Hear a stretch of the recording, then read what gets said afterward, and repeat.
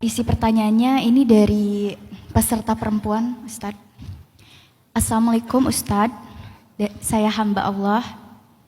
Saya sudah tidak punya keluarga. Ayah, mama, dan semua anggota keluarga saya sudah meninggal. Saya tidak punya pasangan dan juga tidak punya teman. Saya tidak suka keadaan ini Ustadz. Saya marah pada keadaan ini, kepada lingkungan dan kepada Allah. Saya lelah Ustadz, saya mau nyerah. Saya nggak suka hidup di antara orang-orang jahat. Kok sedih? Tapi sebelum saya mati, bisakah tolong bantu saya supaya berhenti marah sama Allah Ustadz? Terima kasih. Saya jawab dengan angle pengalaman pribadi ya. Walaupun saya nggak pernah pengen mati sih.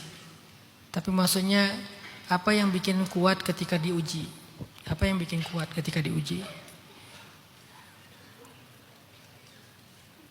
Saya suka baca sejarah atau kisah-kisah para nabi dan orang-orang soleh sebelum kita. Khususnya ujian-ujian hidup mereka yang berat. Makanya Allah bilang di dalam surat Al-Ankabut, وَلَقَدْ فَتَنَّا الَّذِينَ مِنْ قَبْلِهِمْ. Kami juga menguji orang sebelum mereka. Di dalam surat Al-Baqarah, masadhumul ba'sa wad-dharra wazulzilu. Mereka diuji dengan ujian fisik, diuji dengan ujian harta, diuji dengan ujian perasaan, diguncang. Saya suka baca tentang kisah-kisah mereka, tiba-tiba saya malu. Karena ketika saya membandingkan kisah saya dengan kisah mereka, saya nggak ada apa-apanya. Dan saya malu. Dengan kisah ujian seberat itu, mereka adalah hamba-hamba yang selalu memuji Allah. Hamba-hamba yang selalu bersyukur kepada Allah. Hamba-hamba yang selalu berbaik sangka kepada Allah. Dan yang ketiga, akhirnya saya jadi tahu, dengan cara itulah ending dari kisah mereka itu adalah kebaikan. Para nabi, para solehin, ending kisah mereka itu semuanya baik. Kenapa? Karena memilih sikap tadi, sikap sabar, berbaik sangka sama Allah, masih memuji Allah, masih taat pada Allah, endingnya baik. Saya nggak kenal satupun dari mereka yang endingnya buruk. Hatta Sayyidah Asiyah yang dipaksa nikah sama Firaun, meninggal di tiang atau di pohon korma yang disalib, tapi meninggalnya dalam keadaan tersenyum karena Allah buka tabir hijab surga di hadapannya. Hatta Masyitah yang dibakar hidup-hidup, tapi kuburannya wangi ketika Nabi Isra dan Mi'raj. Hatta Habib An-Najjar yang ada dalam surat Yasin, yang dia bilang, ya laita qaumi ya'lamun bima ghafara li rabbi wa ja'alani minal mukramin. Ketika dia terbunuh gara-gara membela para nabi, dia meninggal di dalam kubur, dia bilang, aduhai seandainya kaumku tahu betapa nikmatnya hidup aku setelah mati gara-gara aku membela kebenaran. Aku pengen hidup lagi, pengen ngasih tahu ke mereka. Jadi orang yang syahid itu pengen hidup lagi, mati lagi, hidup lagi, mati lagi, saking nikmatnya syahid. Ketika saya baca kisah-kisah mereka, saya jadi malu dengan kisah saya. Oh, kisah saya gak ada apa-apanya dibandingkan Nabi. Lahir gak punya ayah, kemudian ditinggalkan ibu, ditinggalkan kakek, yatim piatu, gak punya saudara. Pamannya miskin, anaknya banyak sehingga harus survive sendiri. Menikah di usia dewasa, kemudian ketika lagi susah-susahnya istrinya meninggal. Sebelumnya setiap punya anak laki-laki meninggal, punya anak laki-laki meninggal. Setelah istrinya meninggal, anak-anaknya juga meninggal. Yang tersisa cuma Sayyidah Fatimah. Artinya Nabi juga sering akrab sekali dengan kehilangan. Belum lagi nabi-nabi yang lain. Nabi Ayub yang sakitnya sekian belas tahun. Nabi Zakaria, Nabi Ibrahim gak punya anak 50 tahun. Nabi Zakaria yang dibelah dua, digergaji. Nabi Nuh yang berdakwah kepada kaumnya, kepada keluarganya 950 tahun. Tapi dimusuhin sama keluarganya, sama anaknya sendiri. Pas saya baca kisah mereka saya jadi malu. Gak ada apa-apanya kisah saya dibandingkan mereka. Saya juga jadi malu. Kok mereka masih bersyukur sih? Kok mereka masih bisa memuji Allah sih?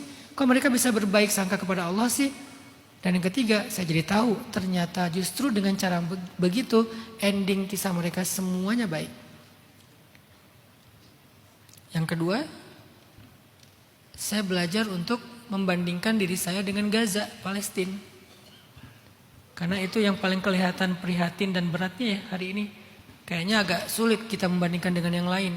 Memang di Indonesia ada orang susah, di Afrika ada orang susah, di mana-mana ada orang susah. Tapi rasanya kalau ngelihat Gaza, semua kesusahan ini jadi nggak ada apa-apanya.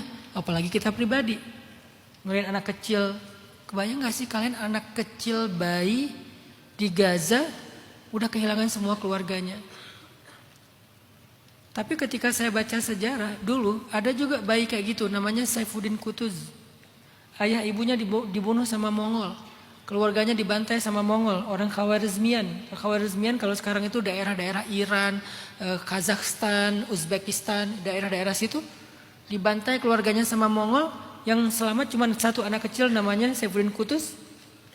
Lalu dia diperjualbelikan sebagai budak sampai dia jadi budak di Mesir. Lalu dia mendirikan sebuah kerajaan budak namanya Mamluk. Mamluk itu artinya budak. Sampai malah dia menjadi raja kesatria pertama yang mengalahkan pasukan Mongol di masa-masa kejayaan Mongol. Disitulah saya belajar bahwa hidup mereka susah-susah juga, berat-berat juga. Tapi mereka selalu endingnya luar biasa. Kenapa? Allah selalu punya cerita. Ketika saya kehilangan ibu, awalnya saya marah. Kenapa? Ibu saya meninggal tsunami kan? Tapi begitu saya tafakur, emangnya siapa yang lebih bisa membahagiakan ibu saya? Allah atau saya? Saya marah karena saya ngerasa saya lebih berhak membahagiakan ibu saya. Kok diambil sama Allah? Saya belum lulus kuliah, saya pengen membahagiakan ibu saya kalau saya pulang. Kok diambil duluan? Akhirnya saya sadar Allah lebih baik membahagiakan ibu saya daripada saya. Salah satu bentuknya Allah ajak ibu saya pulang dengan diberikan pahala syahid, yaitu tenggelam. Disitulah saya ikhlas ridho. Oh Allah lebih baik. Belum lagi tadi jilbabnya tertutup, auratnya tertutup walaupun kegulung dengan ombak tsunami.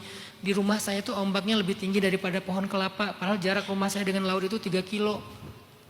Kalau di laut tingginya 50 meter ombaknya. Kalau di rumah saya sekitar 17 sampai 20 meter ombaknya. Kegulung, di dalam ombak itu bukan air gini, airnya tuh gini kayak blender. Tapi jilbabnya tertutup. Harusnya kan kebuka semua, tapi ketutup. Allah menjaga aibnya. Oh di situ saya paham, saya ikhlas, saya ridho. Jadi saya sering membandingkan diri saya dengan orang yang jauh lebih berat, baik dalam sejarah yang ada di sekitar kita, sehingga saya ngerasa saya bukan apa-apa dibandingkan mereka.